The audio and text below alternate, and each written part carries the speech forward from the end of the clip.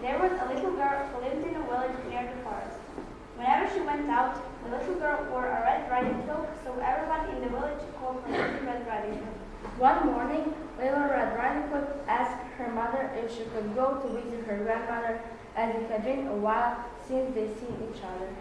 That's a good idea, her mother said.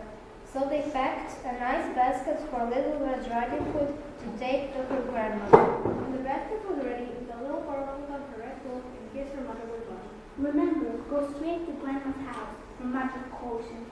Don't out along the way and please don't talk to strangers. The woods are dangerous. Don't worry, Mommy, said Little Red Riding Hood. I'll be careful. But when Little Red Riding Hood noticed some lovely flowers in the woods, she forgot her promise to her mother. She picked a few, watched the butterflies flit about for a while, listened to the frogs croaking, and then picked a few more. Little Red Riding Hood was enjoying the warm summer day so much that she didn't notice a dark shadow approaching out of the forest behind her. Suddenly, the wolf appeared beside her. What are you doing out here, little girl? The wolf asked in a voice as friendly as he could muster. I'm on my way to see my grandma who lives through the forest near the brook. Little Red Riding Hood replied. Then she realized how late she was and quickly excused herself, rushing down the path to her grandma's house. The wolf, in the meantime, took a shortcut. The wolf, a little out of breath from running, arrived at Grandma's and knocked lightly at the door.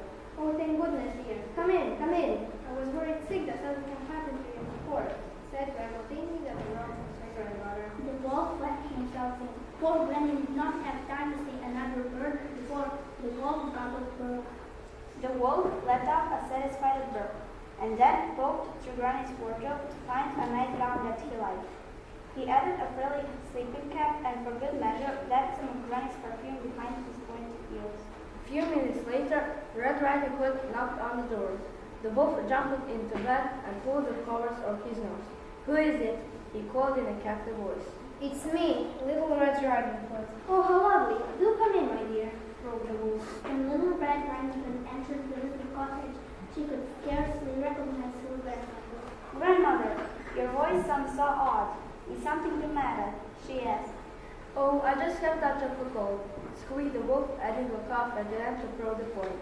But grandmother, what big ears you have, said Little Red Riding Hood as she edged closer to the bed. The better to hear you with, my dear, replied the wolf. But grandmother, what big eyes, said Little Red Riding Hood. The better to see you with, my dear, replied the wolf. "But grandmother, what big teeth you have," said Little Red Riding Hood, her voice quivering slightly. The better to eat you with, my dear, roared the wolf, and he leapt out of the bed and began to chase the little girl. Almost too late, the Little Red Riding Hood realized that the person in the bed was not the grandmother, but a hungry wolf. She ran across the room and to the door, shouting, "Help! Wolf!" as loudly as she could. A woodsman who was chopping logs nearby heard her cry and ran toward the cottage as fast as he could. He grabbed the wolf and made him spit out the poor grandmother, who was a bit frightened by the whole experience, but still in one piece. "Oh, Grandma, I was so scared," sobbed Little Red Riding Hood. "I'll never speak to strangers or dawdle in the forest again." There, child, you learned an important lesson. Thank goodness you shouted loud enough for this kind woodsman to hear you. The woodman knocked out the wolf and peered through the deep